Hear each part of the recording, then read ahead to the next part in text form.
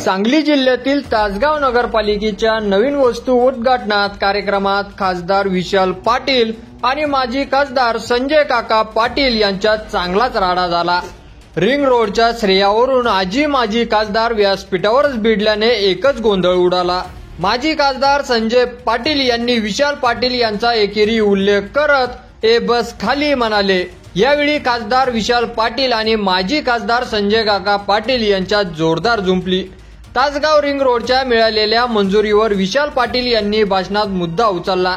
त्यावर संजय काका पाटील यांनी त्यांच्या भाषणातून आक्षेप घेतला। त्यानंतर विशाल पाटील उभे राहून संजय काका पाटील यांच्या आरोपांना उत्तर देऊ लागले। यावेळी दोन्ही नेते आमने सामने आले आणि संजय काका पाटील आणि समर्थकही आक्रमक झाले। ते व्यासपीठावरच विशाल पाटलांच्या दिशेने पुढे आले।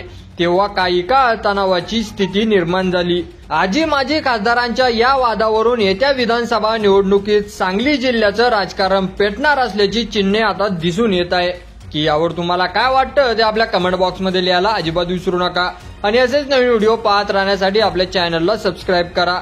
व्हिडिओ जर आवडला असेल तर जास्तीत जास्त शेअर करा। धन्यवाद।